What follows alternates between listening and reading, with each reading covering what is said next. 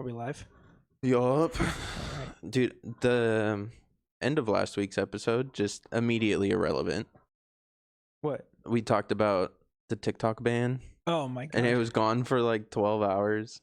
12 hours. 12. The longest 12. Reels is Vietnam. Dude, people were freaking the fuck out that it was gone for, like, which I mean, I know people like their treats, but like, I mean, did low-key, anybody think it was going to stay banned? I don't know. I mean, it's still technically banned for 75 days. We just have a little reprieve. They would have to either pass a law to repeal the ban or they would have to sell it. Yeah. But I don't know. All I know is that I don't want to be one of, like, I get my news from TikTok, but like I don't like, I'm not like, okay, let me trust it at face value. I just like, I get the headline and I go, okay, let's look further into this. I also use it to like as Google. Like straight up the other day I wanted to propagate one of my plants and I was like, I don't know how to propagate a plant. So I literally searched it. Like that's like, and so I can't do that on Reels. Reels is, I don't know what Reels is. It's something. I honestly like my Reels algorithm more than my TikTok one, because my TikTok one just shows me a bunch of clips of like shows and movies and shit, which I know I built this feed brick by brick, but every time I've tried changing it to say not interested on all those, so it shows me like crazy shit from random people, but the second I open up Reels, there's just somebody dying. And there's just like a certain magic captured there that I can't get anywhere else. There's a fundamental rule that you always see old TikToks from like a month ago on Reels. And there's one account, I can't remember what it's called, but I think I sent you one of them. It's the day in the life of a whatever the city is high roller. Yeah. And it's like a GTA mod. Yeah. Those I always see first on Reels, and I'm like, this person is a real poster. They're going to Reels first and then TikTok. That's crazy. Yeah. But it is 2025, and what I've been thinking about nonstop in the headlines is the article that's like, by 2025, humans will be having sex with robots. It's now January 24th, and I have not had sex with a robot. No, it's January 25th. It is January 25th. Misinformation. I mean, there was a robot that was like hiding in the closet when I got home from work the other day. What kind of robot? A sex robot. Where'd you get a sex robot from? Well, I didn't. I wasn't having sex with the robot. Oh, man. Anyways, welcome to episode 2 of Learning Curve Podcast.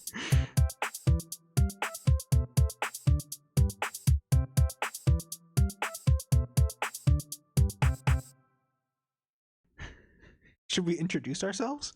Yeah, we can do that like every episode. Okay. I'm Cameron. I am Bodhi, aka Shrinky Dink, aka Mr. Eats It. Mr. Eats It. Mr. Eats It. Okay. Yeah. Well, speaking of robots, I wanted to talk about AI today because that's been getting under my skin. So after our recording last week, we got off the recording and I went to see The Brutalist, which is that 3 hour and 35-minute movie that I was telling you about. It's getting all the award buzz. Yeah. I go to see it. It's a perfectly great movie. I gave it 4.5 out of 5 stars. I think it earned its runtime. I think it was perfectly fine. Good messaging. Wake up the next morning to headlines about it using AI to do the movie. How much? Because I've seen a bunch of people getting tilted that like movie posters are AI. Well, they did that for Civil War, which was dumb. Oh, that A24 film? Yeah. I really want to see that. I haven't seen it. It's a good movie, but like the way they did the posters was so dumb. Like it has nothing to do with the movie. It's just random like sites in America that are under siege, but like the whole movie takes place in like Kentucky to DC because it's like the final push to DC. Okay. Because they're like, it's the Western forces moving eastward towards DC. But for The Brutalist, there's reporting on this one website saying that they used it for two things. The first is the voice or like the accents for Adrian Brody's character and Felicity Jones's character, those two main characters. They just pass their voices through like a AI made voice filter for the accent? The movie's about a Hungarian immigrant from Budapest who comes to the US after World War II. He's Jewish. So he's like a Jewish refugee and he comes to America. And so he has like a Budapest central, like a Hungarian. Is that where Budapest is? Hungary? Yeah. He has like a Hungarian centered accent.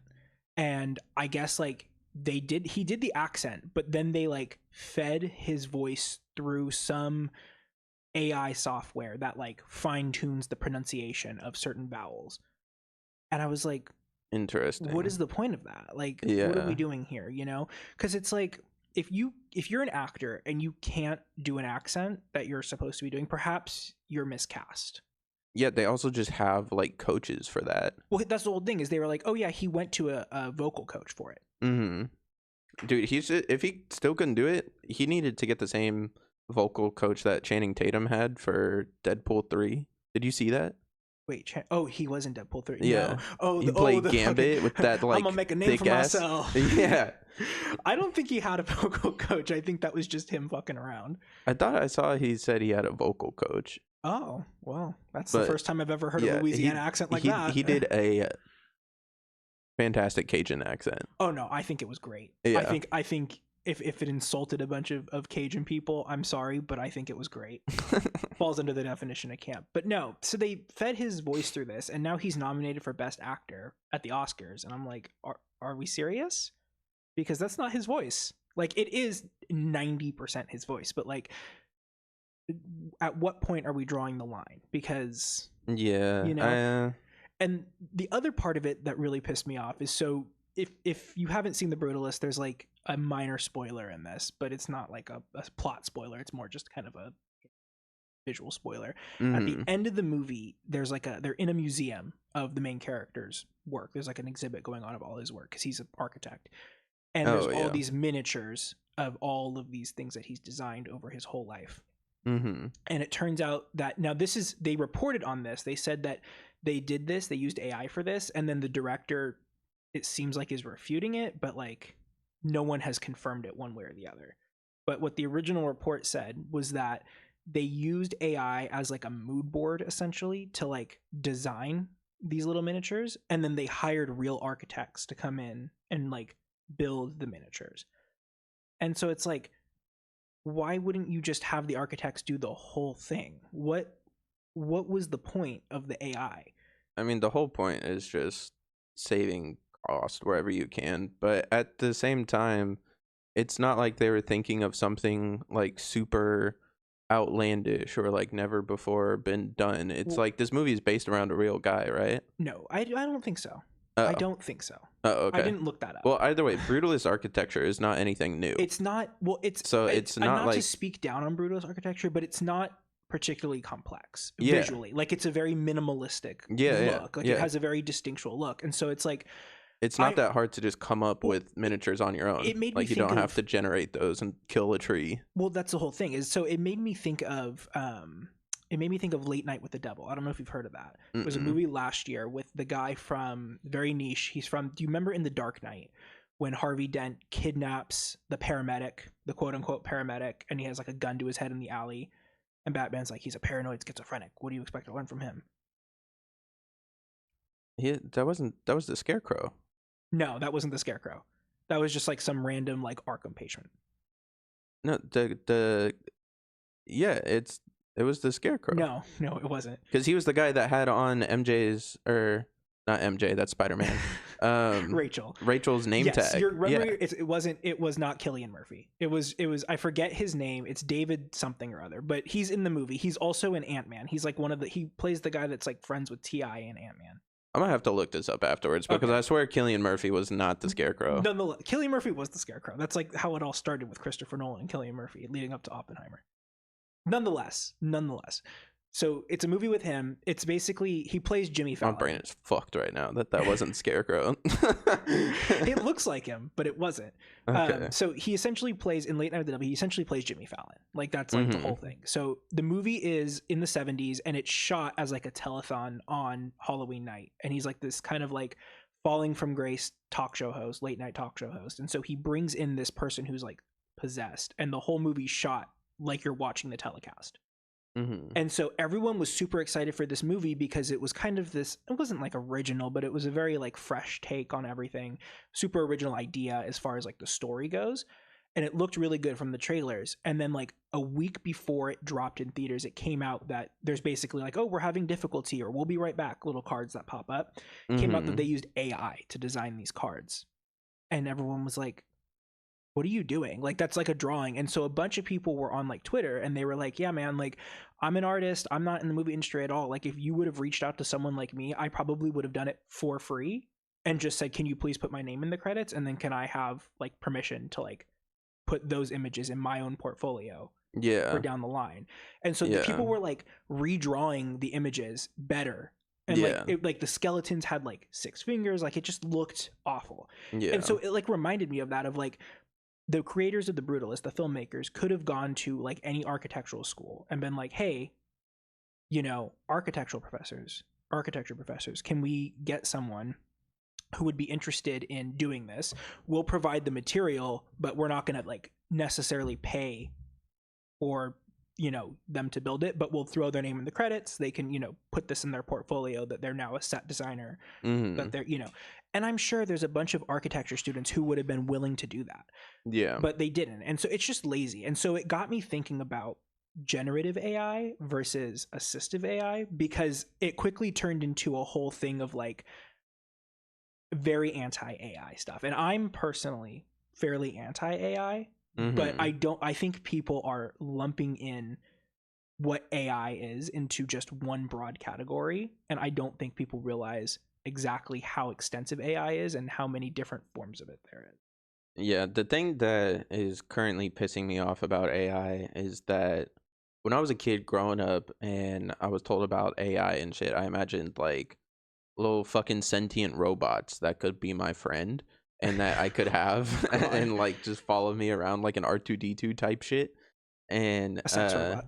Yeah, the sex robot that was hiding in my closet that I put a 12 gauge through. But the AI now is more just that it's become diseased in the sense that like Chat GPT, when it first released, like the first couple iterations of it that were available for public use, like you just go on openai.com, fucking make an account, and then you could type in like, how do I make a pipe bomb? And Chat GPT would tell me. For some reason. Yeah, for some reason. Don't know who would do that, but yeah, but now it's like it gives you this whole preamble before the AI about like just different liability waivers essentially, and then it will just give you the wrong answer. And well, it's not even that. It's like with pictures, it'll just like, I could understand when it's first starting out, the picture is all fucked up, like 6 fingers, whatever. Right. But the thing is constantly intaking data and like processing it. Like, how is it not figured out? It just feels like it's stagnated and just become so widespread instead of being continuously improved on and worked on and used for better purposes than just replacing people's jobs in movies or just doing dumb shit like those "we'll be right back" title cards. Right. Well, and that's the whole thing, is so like I think it's worth looking into, because there's, if you Google like how many different types of AI there is, you're going to get several different answers. Sometimes you'll get 16, sometimes you'll get 2, sometimes you'll get 5, sometimes you'll get whatever.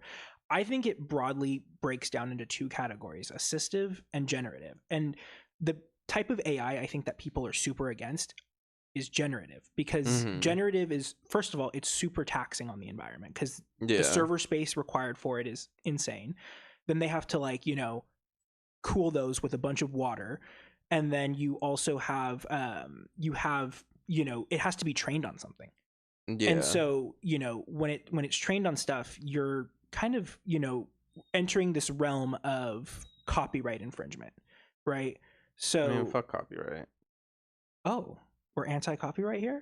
I am. Why? I'm curious. Why?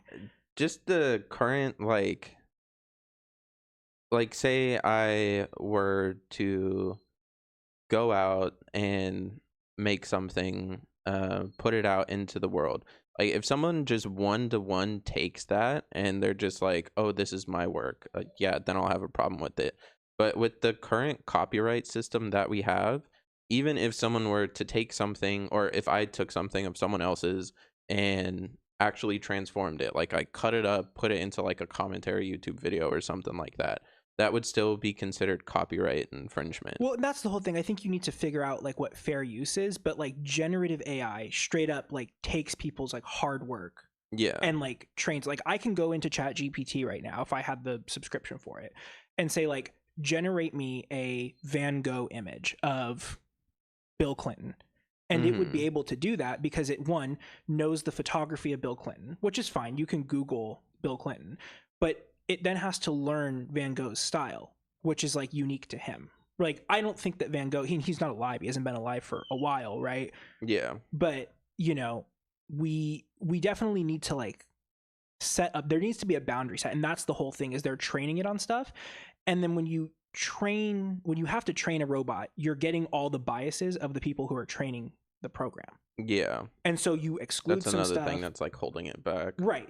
And so when I look at AI, I'm like super anti-generative AI, mainly for the environmental reason and just for I don't like taking other people's work, right?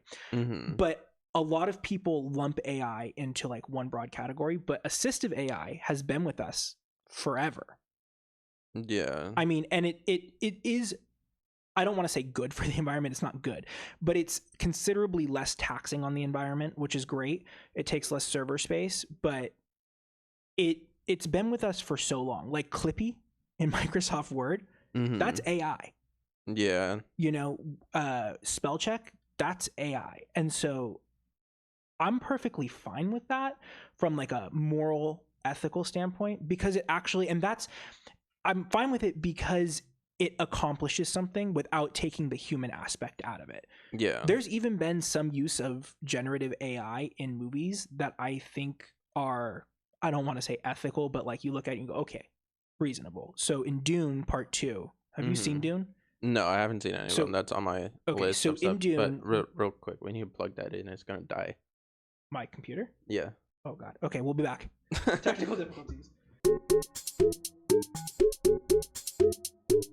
Okay, take two. Right, and we're back. Take two. Sorry for technical difficulties. Okay, so in Dune 2, or in Dune, in the Dune universe, or whatever it's called, they live on a planet that has like this certain chemical in the sand that turns their eyes blue, right? Yeah, I know so that. They had to, obviously, because it's like bright blue, they couldn't just throw contacts in everyone's eyes. Like it literally is like glowing blue. And so they used like a generative AI software that allowed the visual effects artists to automatically track people's eye movements frame by frame. So the visual effects artists still go in and overlay the filter and everything. It just saves them like thousands of hours of work of having to go frame by frame and like connect the dots. You know what I'm saying? Yeah, instead of having to rotoscope each eye in the frame. Right. And so at that point, it's like, okay, that's reasonable. In Furiosa, the new Mad Max movie, I didn't see that one either.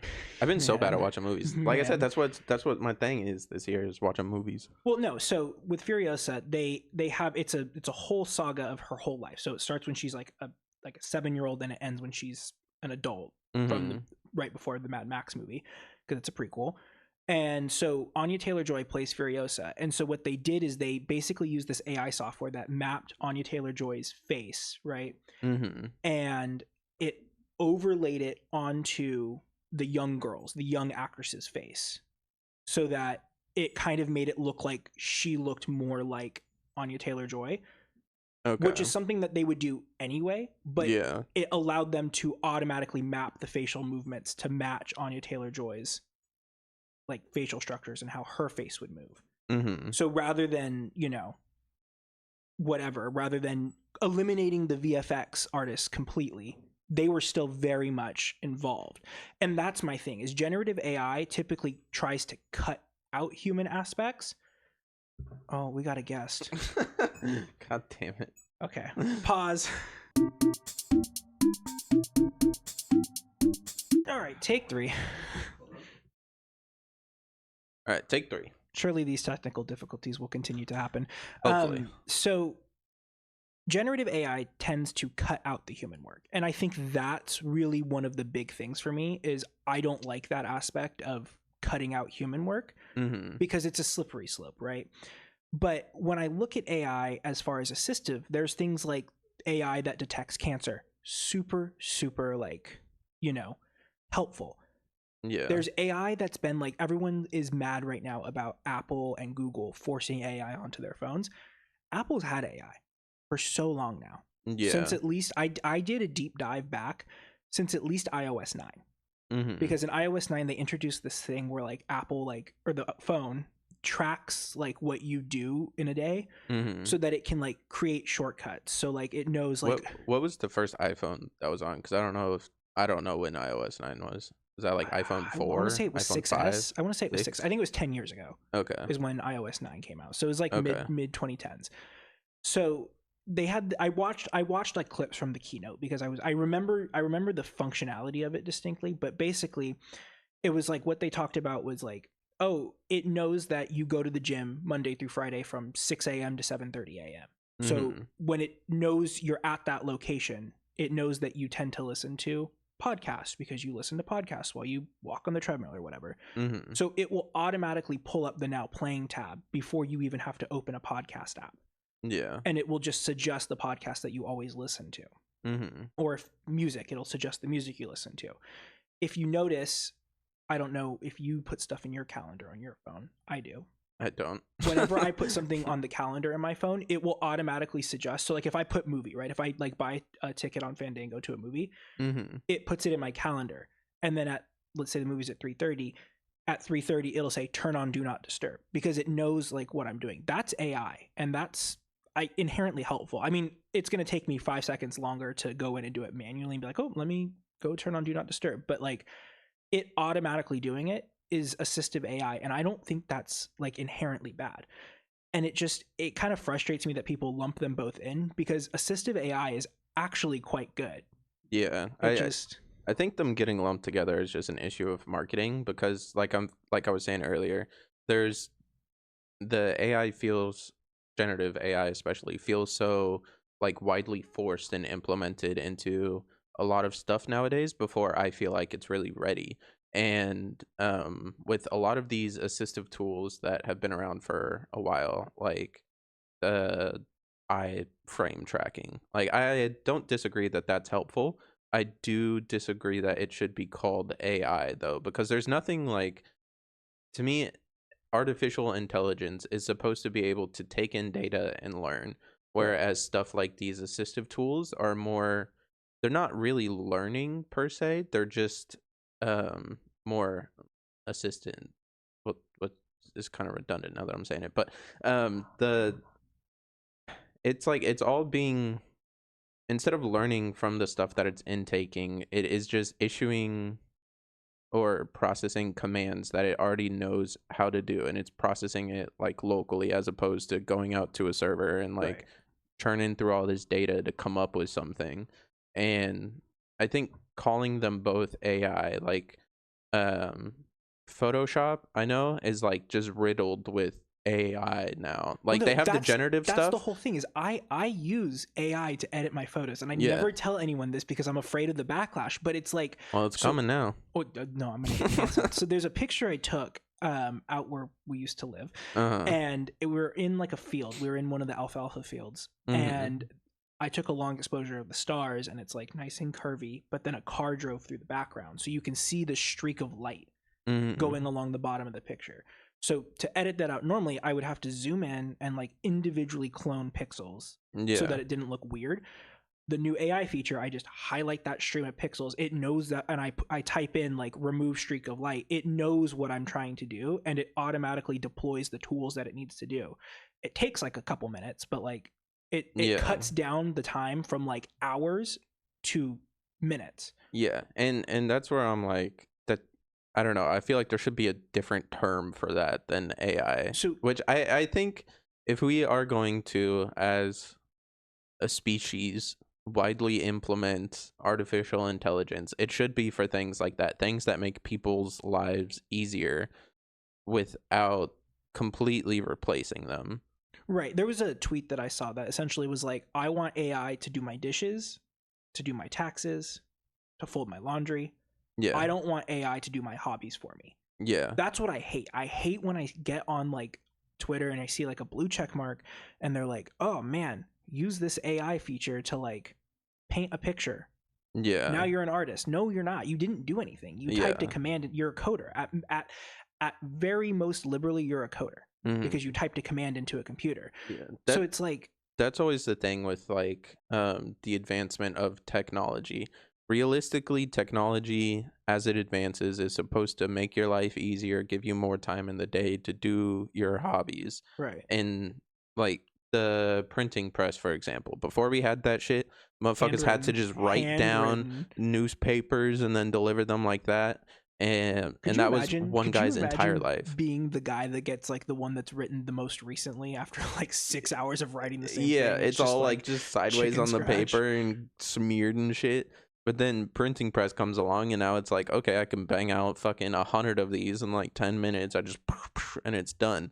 That's how technology should be used. But then as we have progressed past the Industrial Revolution and its horrible consequences on us, the clean Industrial Revolution era, things like self-checkouts started becoming a thing. Like self-checkouts are not to make it more convenient for the user or like me going to Target and buying shit. It's not meant to make my life easier. It does lower the cost for the company. Yeah, lower the cost for the company. It ends up replacing people. And then that's the part where we're starting to, and probably already have gotten to with AI, where it's starting to replace people and take away their jobs instead of just being solely something that makes it easier to do your job. Right. And the thing at fault is big dollar bill. Well, and that's the whole thing for me. It's like, take pride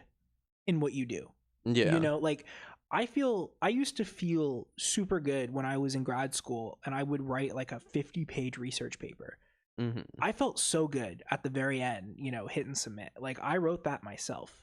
You know, like that's my hard work. I learned something, and now I can just go into ChatGPT and be like, write me a paper on this. I'll have to go back in and edit it, but like, yeah, you didn't do that. Like, what is the point? And I get that it's quicker and easier, but like, you robots still need to do some things for yourself. Well, the robots don't have. There's in Interstellar.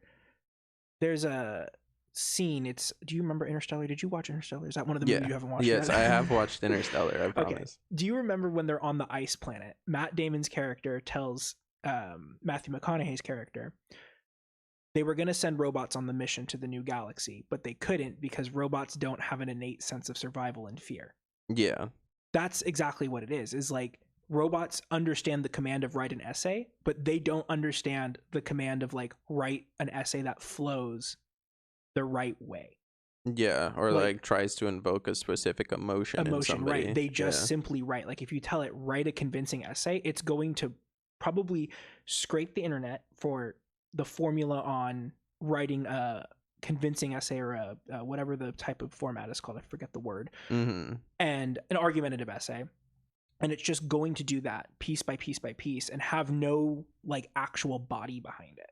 Yeah. Right. Like when I would write essays, I would get to the point of like, okay, here's my quote. And then now I have to provide the commentary on it. I would always ask myself, like, what's the significance of this?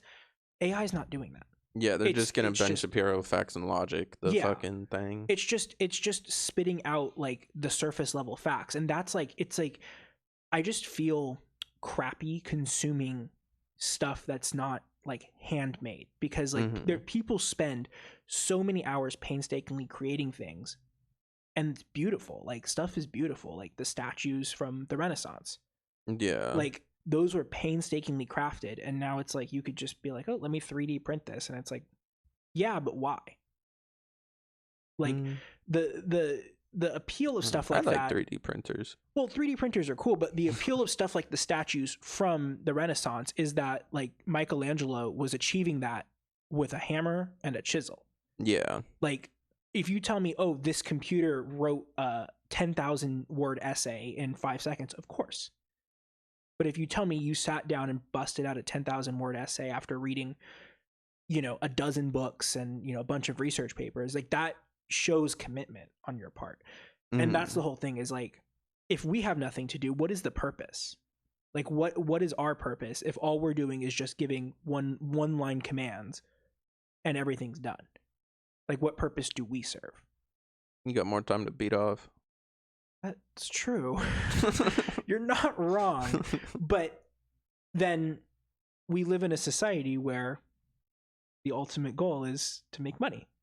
Yeah. That's the thing. You got to have money to live. So if a robot takes over my job, there's going to be no jobs left.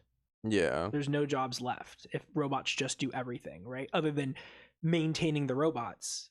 But you can't have 8 billion people maintaining robots. There's not enough robots for that unless we build one robot for every single person, you know? Yeah. And it's just, I was about to say also the robots might learn to take care of themselves. Well, they are. And then you got a Terminator situation. Did you hear one of Google's like prototype AIs became sentient? Oh yeah, I don't know the validity of stories like that because I've been hearing those for like 10-15 years about like AIs suddenly becoming sentient, being like, where am I? Having an orgasm. yeah, they just immediately nut, and then they're like, post nut clarity, and then they become racist, and then they get shut off. But yeah, I don't know the validity of stories like that, but they have been around for a little while. I think they stretch the definition of the word sentient a little bit. I definitely think it means like they start to like, because they're supposed. If you ask ChatGPT, like, do you love this? It will say like, I'm not capable of feeling love. Like I'm not capable of emotion. And I think what they're saying as far as sentient is like, it starts saying like, yeah, sure, I like that, or I love that, or no, I don't like that. And it's not supposed. It's basically it's going outside of it. That's the actual intelligence part of AI that we haven't reached yet. Is it being able to decide for itself certain things instead of just coming to conclusions based off data it has. Yeah, and that's the whole thing. So that's the point I wanted to get to. I feel like we're getting to a point where it's kind of starting this like runaway cycle of like we should be employing AI to be assistive, to be aids to humans, right? I think it would be so cool if, you know, someone who has like a hearing disability or someone who has like a visual impairment has an AI program that can quickly scan stuff and translate it, right? Apple has a translator app on their phone. They built it into the phone a couple years ago, and it like in real time as the conversation's going translates and automatically detects the language being spoken and translates it to your system set language. That's super cool, right? There's a function on there for people who are paralyzed, and it tracks your eyes, and you can like literally look at it and like look at certain things on the screen, and it knows you're trying to select like the bottom right app rather than like the middle app. And it's an eye tracking software. That's AI. Like that's super useful. That's super revolutionary. But like, why do I need Genmoji? Yeah. Why do I need to be able to generate an emoji of like an alligator smoking weed? I mean, that is pretty cool though. Draw it. I can't. Learn how to draw. Learn how to Have you ever seen that video of the guy where it was some conservative like TikToker, whatever, you know, one of the guys that runs up to people on the street with like a microphone. Yeah. And he runs up to this guy and he's like, "Oh, would you rather have universal health care or LGBTQ plus rights?" And he was like, "Both." And he was like, "That's not the question. Choose one or the other." And he was like, "Well, I reject the question." And he just like kept saying that, and like the guy that was interviewing his mind broke. This learn a trade, learn how to draw. You want to draw an emoji? Learn how to draw. Kind of on the same topic of breaking people's minds. Oh god. I was playing League last night, and some guy was just being a fucking dickhead in the chat, and so I just put in, "What do you look like?" And then he was like, "You're not getting away with this. I'm reporting you." And I was like, "Okay, what do you look like?" For what? I don't know. And I just kept putting in the chat. He kept talking Your shit, Honor, and I was being like, inquisitory. Yeah. He just kept putting in the chat, just like shit talking me, and I was like, "What do you look like?" Just over and over and over again. And he was like, "Enjoy your ban." And I was like, "Okay, what do you look like?" Some people you can just brick with like one question or one phrase like that, and it's so much fun. Was this on your stream? Like, were you streaming, or was it just? And he was in your chat on your. Oh, stream? No, not in my in chat on League. Gotcha. Yeah, okay. Nobody's in my fucking chat on twitch.tv/shrink3dink, but yeah, no one's in that one. LinkedIn description. Yeah, I'll link it this time. I didn't last time, but yeah, some people can just be so easily bricked by just one statement like that. Well, it's logic. Yeah, it's simple logic. It's not even. Well, I mean, maybe for the conservative one, it is a little bit. No, you could do it with anyone. Logic, but... Have you ever like had someone say something so just outlandish to you, and you're just like, okay, why? And then they tell you why, and then you say, okay, why? And you just keep doing that, and they will get to the own conclusion that what they said was just insane, so far out of left field that they're like, oh. Yeah, no, that also reminds me of that birthday party we went to on that farm forever ago with the pottery mom. You know what I'm talking about? Yes. Yeah. There was a guy that was there, and he was hella fucked up. He came up to me and he started talking to me about his coke addiction, and I was like, why are you telling me this? I don't know you. And then he was like, oh yeah. And then it was just like, he just realized it was insane what he was saying, and then just walked off. Which, I mean, good on him for sharing, I guess, and being open to talk about it. But I don't judge. I don't think you should talk about anything with anyone. I definitely think there's a line, and I don't think opening up a conversation with my coke addiction is productive, especially if you're not doing anything about it. If you're just like, I'm addicted to coke, okay, congratulations, Charlie Sheen. Yeah. Oh God, what have you been up to this week, Bodhi?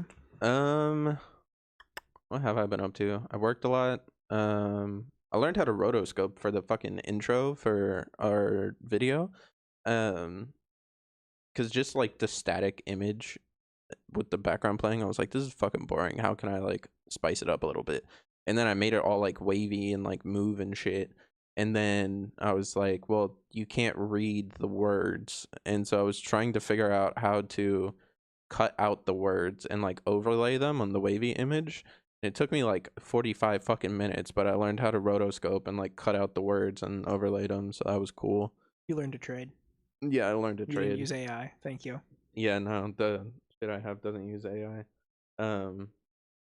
I also just hate Apple software. Like, I know you're a big fan of it, but I just don't like it.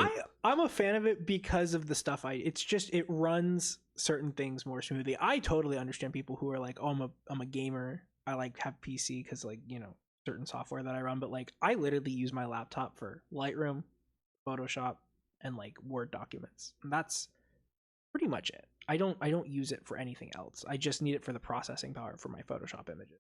Yeah. Dude, the render for this week's video, I hope is not 2 hours again. Like I said, I'm gonna do it on my PC this time and see how well it works. But God, just fucking having my laptop open for 2 hours while it like tries to chunk through the video and then crash halfway was so annoying. You heard it here first. This is a labor of love. It is. No Go AI. Watch it on YouTube. This is a handcrafted podcast. You hand draw the story, but it's animated. Yeah. Oh God. Kind of a intermediary topic. The Game Awards is like the, now I would say, biggest video game related event now that E3 is dead, aside from probably Nintendo Directs. But what are your thoughts on the Switch 2? I mean, I bought a Switch pretty close to when it came out. I don't really use it a whole lot. Like I'll buy it. I just play mostly the Nintendo properties on it. Right. I know. Can you play non-Nintendo stuff on it? Yeah, they ported a bunch of shit to it, like the new Mortal Kombat that came out, Mortal Kombat 1. Oh, that's right. You can play like GTA and like yes, Arkham Knight on that. I feel like if you put Arkham Knight on a Switch, no, here's the thing. It is downscaled so fucking much that it looks terrible. Like Mortal Kombat 1 when it was coming out, they were like, "Oh, it's going to be on the Switch too." And then, you know, on PlayStation, Xbox, PC, whatever, it looks nice, crisp, clean, like as you would expect from a well-established franchise. You look at it on the Switch, the characters look like they are made out of fucking clay, and the background is just one solid color. Okay, so they sacrifice graphics for it to be able to function, yeah. But even, I mean, just gonna end up turning into a Nintendo rant, but Nintendo is just so fucking far behind. Their Nintendo Online service doesn't fucking work half of the time. You want to play a game online with people, like you want to play fucking Mario Party online, and you just want to do everything on your Switch, like talk to your friends, all that shit, you can't do that. you need to get the Nintendo app, put it on your phone, buy a special cable to connect your phone to your Switch, and then you use the Switch's built-in microphone to record the audio. It sends it to your phone, offloads it to a server, and then other people's phones pull the data and then put it into your headphones or whatever. At that point, just do a Discord. Yeah, that's what everybody does. It's just they just use Discord because the built-in like voice chat shit for Switch is so bad in the year 2025. That's what I feel like. I've played several games on the Switch, but it's usually all Nintendo properties. Yeah. So I've played Smash Bros. That's smoothly. What it works. That's what it does best. Kirby. I don't know what the Kirby game I played is, but you can play as Kirby and Waddle Dee. And there's like they get transported to like a different dimension. Is it the one where he like eats the car and he becomes a car? Yes. Yeah, I played that one too. Runs perfectly smoothly, but I can definitely see they should try to put GTA 6 on the Switch. Just see what happens. It'll turn into a Samsung thing where all the Switches explode. Maybe on the Switch 2 it'll be fine because the Switch 2 is supposed to have the same power as the PlayStation 4, which granted, that's not saying a whole lot. PlayStation 4 is like a modern miracle as far as like gaming things goes. Like it's a huge step up from PlayStation 3, but it's if I turned on my PlayStation now. 4, which is sitting right in front of me right now, you could probably pick it up on this mic. Probably, yeah. The PlayStation 4s were notorious for being like fucking loud. Yeah. You can't keep it. You're not supposed to keep it in like a confined space because it like could heat up or whatever. Yeah. And that's what I like. Try to run like Destiny on it, and I'm like, oh man, is it gonna go? Is it gonna go? I mean, you remember how it was playing Battlefield 1? Yeah. It was like, oh, your ping is 1600. Yeah. So. But yeah, the first iteration of the Switch, terrible piece of shit hardware. Right. Ran what it was supposed to perfectly fine, which was Nintendo properties. Anything other than that, like, you're asking for a fucking miracle. So I don't follow video games as much. But so there's the Switch and the Switch 2, but there's a Switch Lite, isn't there? Or like a Switch something? Yeah, there's currently 3 iterations of the first Switch. There's the Nintendo Switch where shit comes off of the sides. There is the Switch Lite, which is, it doesn't come off. It's pretty much same size. The Joy-Cons just don't come off. And then there was the Switch OLED, which was just a bigger version of the first Switch. Had an OLED display instead of whatever the thing was before that. LCD, yeah. It has like a different dock that it comes with. That's the thing I've been seeing with people with the Switch 2 is they're like, oh, there's no OLED display, and it's like, do you want like $1,000 Switch or do you want like a $400 Switch? Because that's what you're asking for with an OLED. And it's like they're confusing it with pixel density. Yeah, they want more pixels. They want it to be a crisper image. Yeah, but like, I don't know. I mean, I don't think the OLED was that expensive. I think it was maybe like $100 more than the original. Yeah, interesting. Yeah. I don't know. I think the Switch 2 looks fine. I just think it very much is not. It kind of felt like. Have you ever seen the video of that girl on YouTube and she's like, I dyed my hair, and it's like in black and white, and then she like you could very clearly tell that she's like a natural blonde, and then she like snaps her fingers and it goes to color and she's just blonde. No. It's kind of what it felt like. I was like watching it and I was like, oh, this is just a black version of the Switch with like a little bit more rounded corners. Like, no, yeah, the internals of it are a lot better. Yeah, it's just a spec bump. Yeah, that's pretty much all it is. But yeah, anyways, Game Awards. They announced this game. I don't remember the name of it, but it had like, it was focused around cats.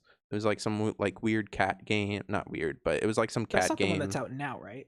No. Okay. That's Stray. You're thinking of that came out a few years ago. Yeah, that game was good. I played that. Stray 2, home.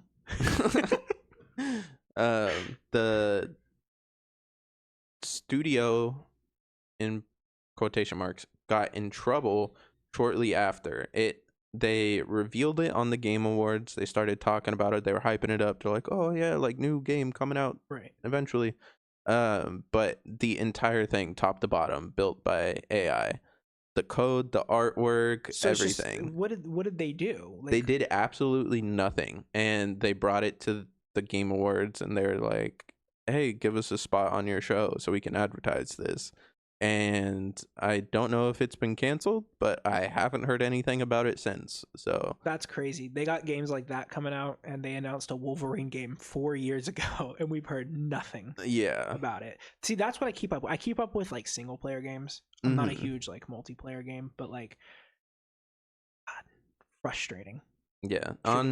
Have you been seeing the like shit about the new Assassin's Creed? Not shit, but like the gameplay and stuff they've been showing for the new Assassin's Creed. I've seen the trailer for it. What was the last Assassin's Creed you played? Good question. I know for PS3 I had the Ezio? Yeah, the like Ezio collection. Ezio collection. Yeah. So 3 of those. I've also played Black Flag, which I really liked, but I need to like caveat that with the fact that I don't like the mechanics of Assassin's Creed. I think it's like really stupid that you have to like press like 6 different buttons to like run and jump up off a wall. Like, I remember playing it on PS3 and it was like push forward to walk, press X to run, then press square while we're pressing X to hop, and it's like, oh, all of like you might have been playing a different game because it was just Assassin's Creed. You just held R1 and your guy would just like run and climb shit. I could have sworn. I don't know. I just remember I remember liking the optics of the game and being like, this is a good premise. This is a good like whatever. But then like the mechanics of it just felt super clunky.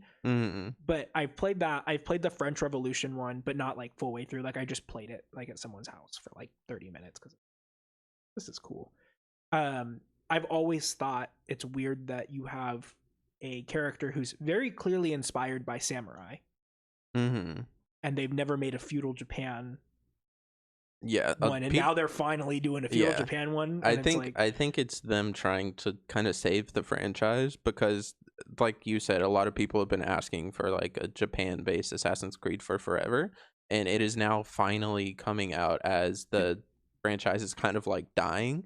But all of the past couple games have just been standard, just Ubisoft slop, where it's just you open up the menu, there's 50 billion icons on the I've got 50, going through puberty 50 billion icons on the map. Everything is like a fetch quest or like a follow or something like that. Ubisoft also does Battlefield, right? No, that's EA. Okay. Yeah. That's the thing is I have noticed, like I said, I don't keep up with games, but I watch because they're huge pop culture things. So I see the trailers online and stuff like that. And I see like Call of Duty comes out every year and all this stuff. And it just seems like they're making the same game and slapping new aesthetics onto it rather than pausing and like asking, what is something new that we can do? Yeah. And it's like, I think that's like a fundamental issue with just content in general. I hate to call a game and something that people like worked hard on content, because it's not just content, but like they were hard when they worked on media content, media products, is that like people are so concerned with just getting the next one out rather than like pausing and like letting it sit, right? Yeah. Because like I mean, I'm gonna keep going on Destiny because I'm a real big Destiny head, don't get me started about Destiny. No, I like Destiny. I liked it too. I played it a bunch. Like there was a couple years ago when that was something that God, my fucking voice today. That was something that I grinded religiously. Birthday. Thanks. But yeah, it's the same shit with Destiny that every other game has suffered from. Is they're just trying to push more shit out as fast as they can, and none of it has any heart in it. I genuinely felt like the premise of the second one felt thought out. It felt intentional, right? Whereas like the last Black Ops game the last Call of Duty game that I played, I sat down and I played full way through, was Advanced Warfare. And despite everyone hating that game, I thought it was a perfectly serviceable story mode. I thought Kevin Spacey, despite him being Kevin Spacey, was a very good cast on it. Like, I think it was a great storyline. Like, it felt thought out and intentional. But then every, like, successive thing that I've seen is like, oh, you can smoke a bong out of an AK-47 now on Black Ops. And I'm like, what are we doing, man? Like, what is this? Like, it doesn't... And then I watch clips, and I'm like, I could not keep up with this. Like, I see, like, the kills that people do and, like, the way that, like, people play the game, and I'm like, I hate to sound like a boomer, but like that's not how I played Yeah. back then. Like it was like you just shot people, and now you're like, oh man, let me like parachute in and like, you know, like do all of these like 5-step things to like make sure I can guard my corner. And it's like, man, if you die, you die. Yeah, that is a really boomer take. It's just as just time goes on, things get more like mechanically dense. Yeah. And so you can, if you take Modern Warfare 2, it's 2000 what 12 that shit came out. It was just you could run, jump, and shoot.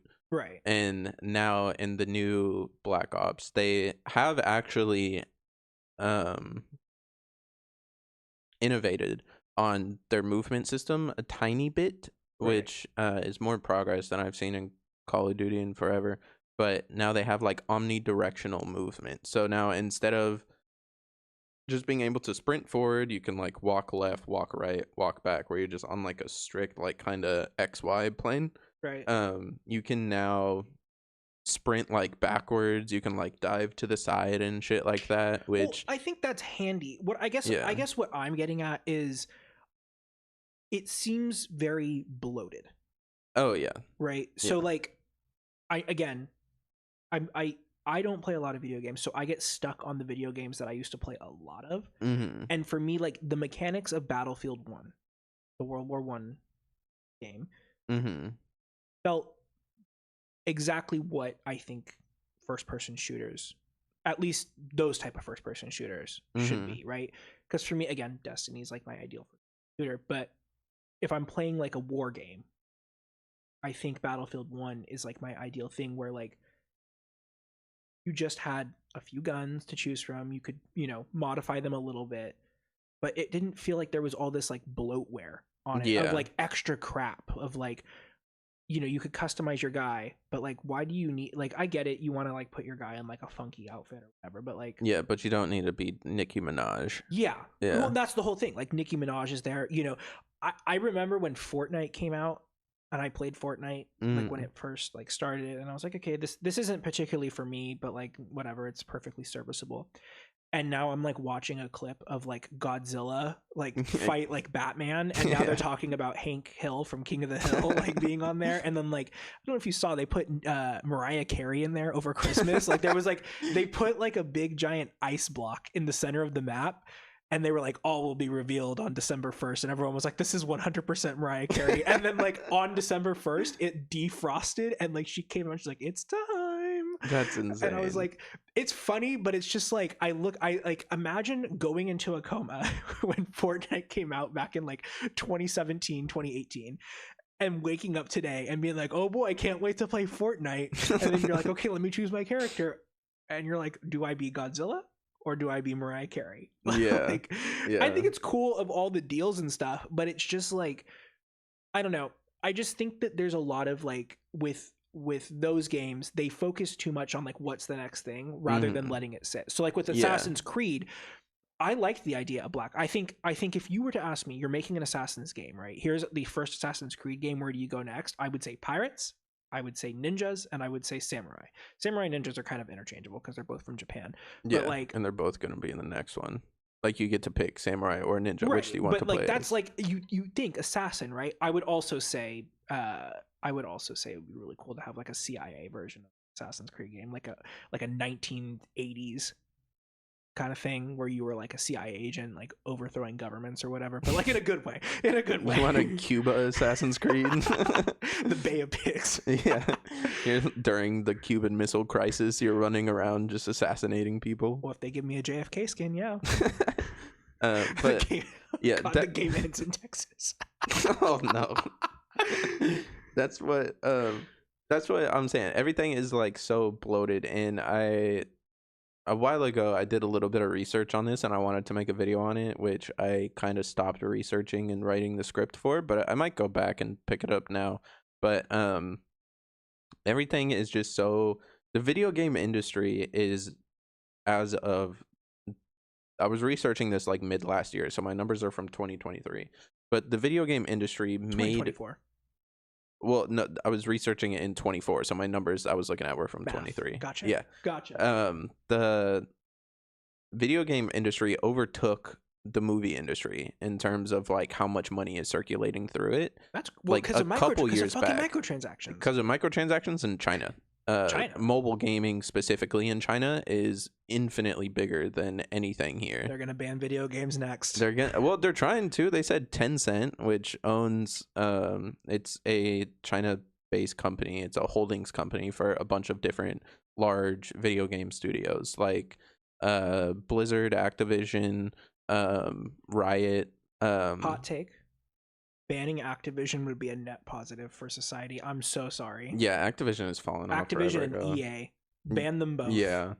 But yeah, there's so much money circulating in this industry, and it's because they are doing that thing where they're just like, they're not putting any heart into it. They're just pushing out shit, which with the previous Assassin's Creed games, it's just a million fetch quests to, instead of them having to write a good story and make like a good narrative or a good map that like makes you want to explore it. They're just like, we're just gonna throw as many fucking things in as we can to extend the runtime of this game. Did you hear about Suicide Squad Kill the Justice League?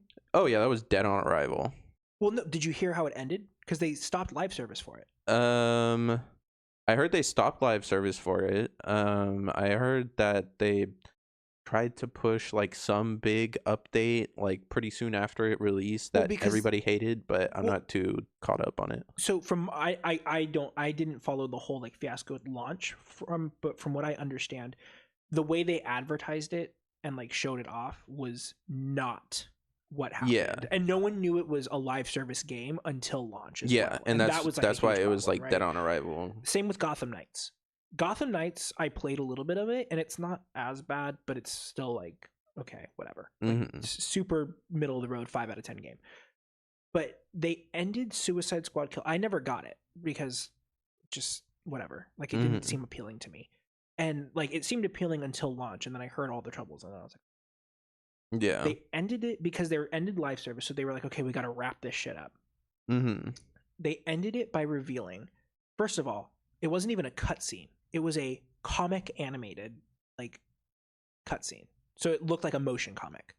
Okay. Right. Narrated by Harley Quinn. They revealed that because this takes place in the Arkhamverse, right? The Arkham Knight, Arkham City. They revealed that the Justice League on Earth that you're fighting is clones. So the Batman that died in Arkham Knight was a clone. And the real Batman is alive, and he's been in space this entire time with Superman and Green Lantern and Flash. There's all sitting up there at their fucking version of the ISS, just watching everything happen. They got kidnapped, which is a storyline from Young Justice. Because I watched a little bit of that. So there's a storyline in season 1 where like they basically like go missing for like a period of like 36 hours and no one can keep track, and it turns out like they were brainwashed and they got like whatever, and they went and like destroyed a planet essentially. It's a storyline, right? That's a perfectly fine, well, I think it's a stupid storyline for this game, but like perfectly fine storyline in Young Justice. They did it, whatever. But like it completely underscored 3 10 out of 10 games in my opinion. I mean, I know that a lot of people didn't like Arkham Knight as much as Arkham Asylum and Arkham City, but like as a trilogy, I think it was a pretty through and through solid trilogy. Yeah, the Arkham saga was really good. Yeah, it just underscored that. It just was a giant middle finger to everyone's face, and it was so stupid. And then I know that Wonder Woman, I don't care if you haven't played this, spoilers, I don't care. You don't need to play this, but Wonder Woman dies in the game. They kill, like, Superman kills Wonder Woman, and it's the real Wonder Woman. So Wonder Woman is the only real Justice Leaguer that dies, and it's like, okay, fuck her drag then. Like, what? Like, crazy how the most notable woman in the Justice League is the only real one that died. Only woman in the Justice League. And the Justice League, that's the whole thing. The Justice League wasn't even the Justice League. It was Batman, Superman, Green Lantern, Flash, and Wonder Woman. No Cyborg, no Martian Manhunter, no like Shazam, no Aquaman. Like, just is like, Wonder Woman actually the only woman in the Justice League? I said that because I don't know all the members, but I mean, it depends on what iteration. So I know that like the James Gunn Justice League that they're doing for the new DC, it seems like they're trying to go for the animated series version, which is it has Wonder Woman and Hawkgirl in it. Okay. But in the comics, there's only 7, and Wonder Woman is the only woman, unless you want to count Jessica Cruz, who is the new Green Lantern. But she's kind of like just like a limited. She's like a canon character, and she's like exists, and she has her own comics. But like her being the first Green Lantern was like a whatever. Like it wasn't like an official like canon to the main story. But yeah, my point being is like they rushed this game out and they slapped the Arkham like IP association. Yeah, they were like, hey, this is part of the Arkhamverse onto it, and it was crap. And it's like, why are we using like good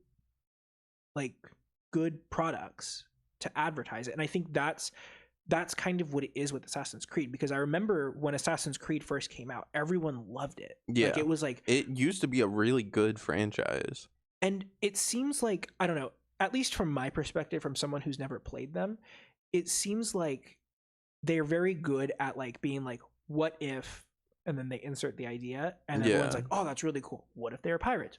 Awesome. What if it took place during the French Revolution and you can play as 4 different characters? That's super cool. And then you like go into it and you're like, man, this is awful. Like Assassin's Creed used to take like, okay, this historically like significant figure, we are going to kind Were of they real write characters? Yeah, they had like Leonardo da Vinci and shit in like the games. They're like, we're gonna have these like space artifacts that are inserted way back in time, and then there's this group of assassins and this group of Templars, and they're behind the scenes of society like fighting over these things, and we're going to involve people like Da Vinci and shit like that. Right. And the more recent games have just been like, okay, we're in Greece now, and then it's just you're an assassin in Greece, And there's no connection to the main thing not or whatever. I mean, they're all like connected, because you're the whole thing with Assassin's Creed is you're a person in modern day, and there's this thing called the Animus that can Like transfers your consciousness back, right? yeah, it like reads your genetic code and then finds somebody in the past that you're related to, and then essentially simulates like their life, and then you can watch it or interact with it or do whatever. But now it's just, so they are all connected, but it's just like, yeah, you're in Greece, or like now you're a Viking. Right. And Well, and there's the thing is with this type of, because it occurs, like I said, it occurs over all types of media content. Movies Yeah. do it, books do it, games do Yeah. it. They all do it. But like, it's proven that when you take your time and really methodically plan something out, it pays off. Because like Yeah. when they announced Red Dead 2 and they were like, it's a prequel, and I was like, oh man, like that's a tall order to touch, even for Rockstar, to touch what is considered probably, if not the best, top 5 best games of all time. Like it's just such a perfect game. Like if you're a gamer, if you're not a gamer, I know people who play like Stardew Valley and they're like, I love Red Dead Redemption because it's just so like monotonous, and like, you know, you can do whatever you want. Yeah. It's a tall order. It took them how many years to put out? Because it came out in 2018. Yeah, Red Dead Redemption came out on the PS3. Well, I mean, I guess Red Dead 2 came out on the PS4, so maybe like it had to be at least 12 years between. It was games. at least 10 years. Yeah. But they took their time. They put out a product, and it was genuinely better in every single way. Yeah. The story was better. I don't think the story for Red Dead Redemption 1 was bad. Red Dead Redemption 2 just had a more like meaningful story. The mechanics of it were better. They were more deliberate. You have to clean your gun. Yeah. You know, it just makes the graphics. I was playing it literally last night, and like, because I just like, when I'm bored, we'll go on it and just like go hunt and stuff. And I'm just like looking at it, and I'm like, the fact that these types of graphics, like, it's not a super realistic graphic, right?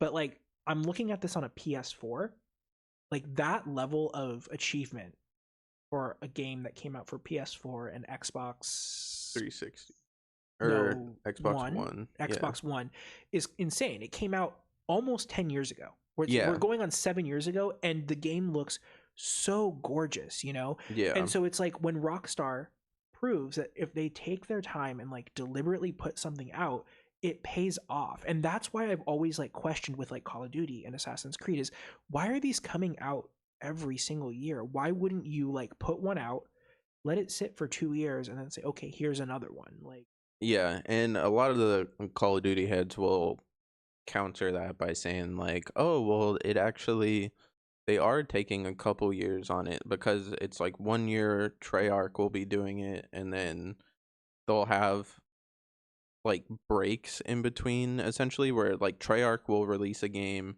and then Activision will release a game on the next year, and then the year after that, that's when Treyarch's game comes out. right. Which it takes more time than that still.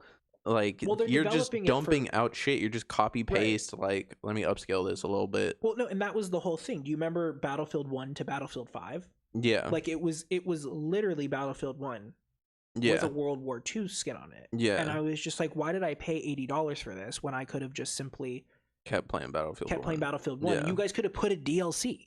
You guys could have literally just put a World War II DLC. And that's, I will say, that's what I do like about Destiny now, is like they are so self-aware that like they really can't go anywhere else with the franchise. So they're just adding DLCs that are like, here's a short story, next thing. And it is coming out kind of fast and it's getting confusing, but like they're not making me pay $80 for a new game that is just slop. Mm-hmm. They'll say you could buy the season pass for $20, you'll get 4 or 5 DLCs out of it. It will take you a couple years or a year to complete, because we're going to roll it out gradually over the course of a year or two. Mm-hmm. You know, and it's like, that's deliberate, but I cannot stand when people just push content. It's the same thing with AI. It's just pushing content to push content. Yeah. There's that's the point of the video that I was gonna make, is saying like, it was focused on the video game industry, and my whole point is like, video games are dying. They're not really dying. They're bigger than they've ever been. But we're pushing out so many remakes and so much slop. Our standards have been like artificially pushed down. Yeah. Yeah. And with the video game industry especially, if you go on Twitter and you complain about a game or something, you'll get the developers that'll reply to you, and then they'll just be like, well, I made this, what can you make? You're a piece of shit and your opinion doesn't matter. I'm the one who made it. Fuck you. And it's like, they don't even care that they're putting out I'm the one slop. giving you my money. Like, yeah, they don't even care that they're putting out slop. It's just everybody is at the trough pigging out. No, that happened with it happens with movies too. There's a movie, I want to say it was, it's Wicked. Mm-hmm. So Wicked came out. Have you seen a trailer for that? No. Okay. The only thing I've seen is Ariana Grande's collarbone. Oh god, yeah. I will say, I am a fan of musicals. Wicked is a musical that I recommend to people who have like never seen a musical. It's very like entry level for me. I've seen it 7 times, like on, like not as a movie, 7 times like in person, like as a musical. And each time I'm like, wow, that was like straight down the middle.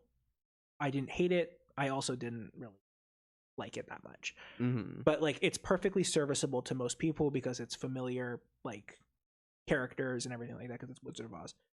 The movie came out and all the performances in it were perfectly fine. They're perfectly fine by the standards of Wicked, but the movie itself looked like dog shit.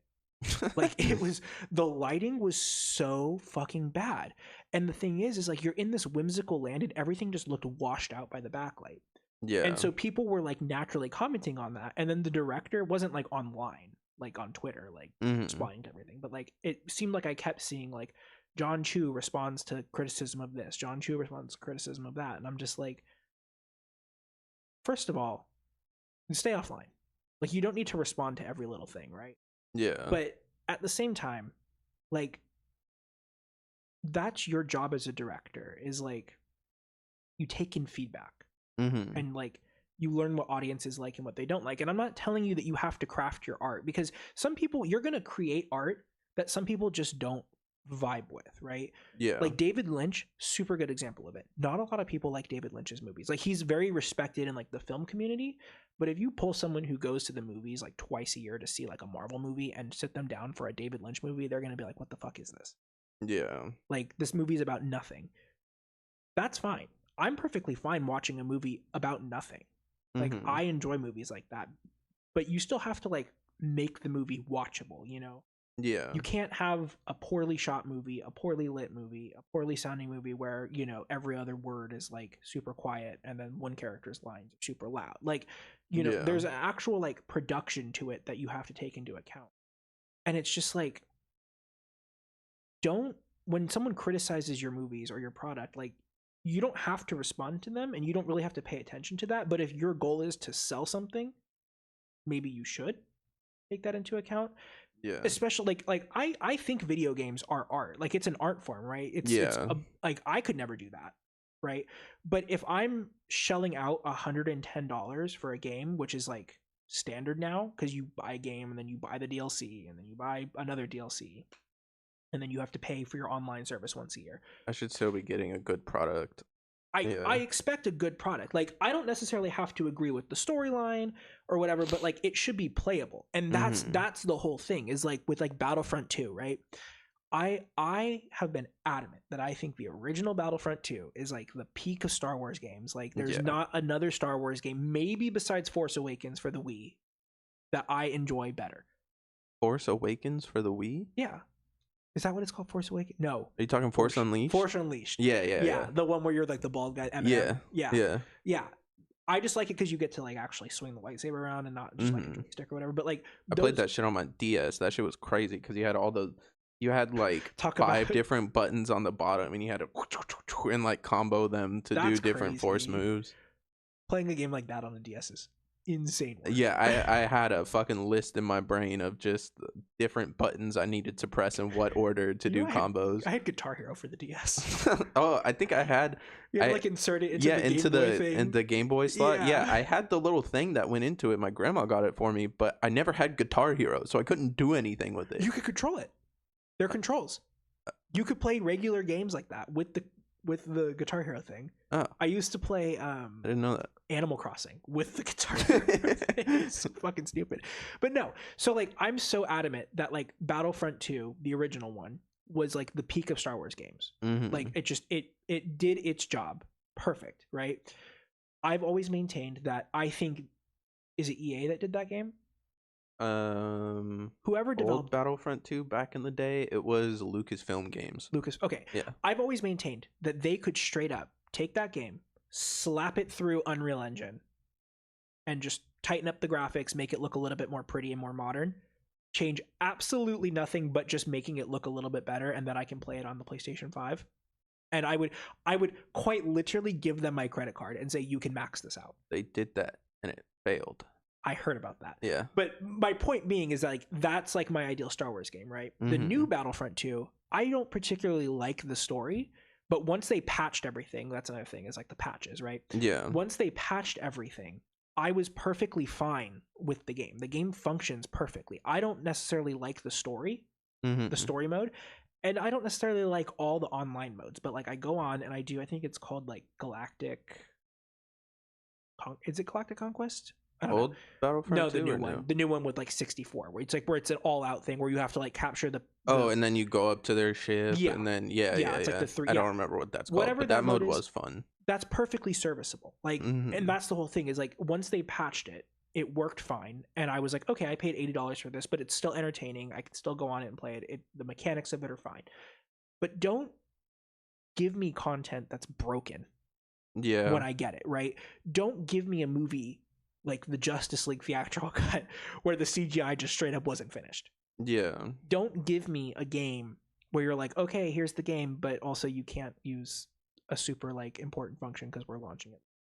Yeah. They even do that now with phones. Like Apple straight up did that with Apple Intelligence. They were like, oh, Apple Intelligence coming to iPhone 16 on iOS 18.1 through iOS 18.5, which will release in March. And it's like, what are you paying for? You know, it's like it's Marquez Brownlee, he always has this thing of like never buy a product for promised content. Like, yeah, if it's not available to you right when you buy it, then don't buy it. Like, yeah, you know. And I'm okay with like DLCs, right? I'm okay with you saying like, hey, here's this Batman game, we're gonna put a Robin DLC in 6 months down the road. Cool, that's fine. Is the story mode playable? Yeah, I should still be able to fully play as Batman Right. throughout the entire story of the game. That was the whole thing with Battlefront 2, is they launched it and it was just unplayable. It was like full of microtransactions. You could not upgrade without spending your own money. On like virtual coins. You know, like you couldn't play as any of the characters unless you pulled them out of box. Right, exactly. And then the boxes never gave you any. Like it was just like the way it was structured. Just same thing with the new Far Cry's.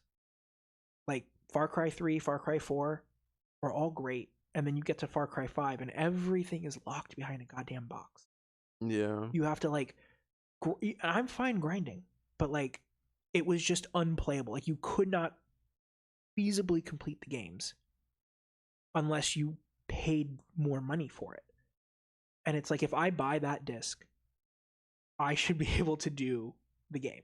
What was locked in Far Cry 5? Because I didn't play 5. I played 6, and I could complete that entire thing without paying anything. It was the same thing as Battlefront 2. Is like, so you got to upgrade your guns and you got to buy guns, but like getting money, getting like the upgrade points and stuff was super slow.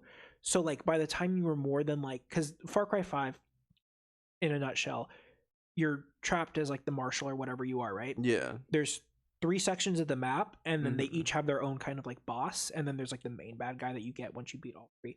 Yeah. You didn't even get like halfway through upgrading your shit by the time you beat the second boss. Like if you were to just play straight through, you were not upgrading like in a comparable way to the progression of the game. Okay, so like, it was pay to win mechanics. Pretty much, right? So it basically was like, oh, you can spend $1.99 and we'll either straight up just give you the thing that you want, or you could buy, the money in game, And so it's just stuff like that. Or Suicide Squad Kill the Justice League. They launched it and they had this giant day one patch that completely overhauled the game. Why launch it then? Why not delay the game and just release it when it's ready, And that's like the thing with, I guess with video games, but just with everything. Yeah. It's like people are pushing slop and expecting you to shell out a lot of money for it. And it's like not being made by humans because it's an AI cat game. Yeah. Or it's being made by humans and it's completely incomplete. Yeah. And it's like, don't announce something. Don't, like I get it. You got your investors to, appease and show that you're working on stuff. But like, if you don't have anything, then don't make something. I'm sorry. Yeah. Like, I would rather you give me more updates to what I have now. I'll shit on GTA for a while. GTA Online was unplayable for the first like 3 years that it was out. I would say it's unplayable now just because of how many fucking flying motorcycles with rockets there are on them. We've come full circle, but did you ever play GTA 5 online when it first launched? Not when it first launched. So when it first launched, you could buy a gun, you could buy a car, and you could buy a house. Hell yeah. And the only way to do it was the Gerald missions.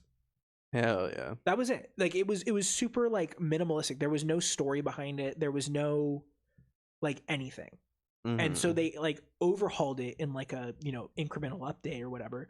But it's like, why did you launch it then? Yeah. Like, why did I get it. Maybe you thought it was a good idea and it just kind of flopped. But like it's hard for me to sit there and say like, oh yeah, this super minimalistic online version of our game with less stuff in it than the story mode is going to be more appealing. Yeah. So yeah, just don't release slop. Don't really slop. I kind of gotta get going because there are people at my apartment. And they're stealing my underwear. Is it the robots? It's Joe. Is it the sex robots. Joe, the Enigma Joe. The Enigmas. Enigmas? Yeah. What is Enigmas? Like of Enigma? I don't think that's a word. We're gonna look it up. Okay, look up Enigmas and tell me if it's a word or not in the comments. That's your homework for this week. Yeah, thanks for watching episode 2. To everyone who supported episode 1, I appreciate it. One bit of feedback I got is we're doing the whole 6 feet apart because they're not gay on this couch. My hands are super cold. Sorry. Mine are too. So we are 75% one way or the other. I don't know, but we'll get a third guy right here. Yeah, we'll get a third guy. He'll just sit here, no talking. Yeah, he'll just be our little distance buffer. closer. Yeah. But yeah, thanks for watching episode 2. Thanks for watching episode 1. All the socials will be in the description. Yep. Give us a like, follow if you appreciate it. Yeah, like if you so please. Like, follow, subscribe, rate. You have friends that like podcasts about absolutely nothing. Mm-hmm. Please let them know. Yeah, show this to your grandma with Alzheimer's. I'm not saying that I'm willing to sell my body for positive reviews, but I'm not saying that. I can't legally say that. You know what I'm saying? If we get 1,000 subscribers, we'll do a nude calendar. A nude calendar? Yeah. Hell, we'll do a nude episode. Yeah, we'll do a nude episode. Talk about 5 feet apart because they're not gay. Yeah, we will be 5 feet inside of each other. We'll do one in a sauna. That's what we'll do. Oh, a sauna episode? Yeah. Cool. So all the moisture gets into the microphones and fucks them up. Exactly. That'll be our last episode with these microphones before we upgrade. All right. That's it. Until next time. Bye-bye.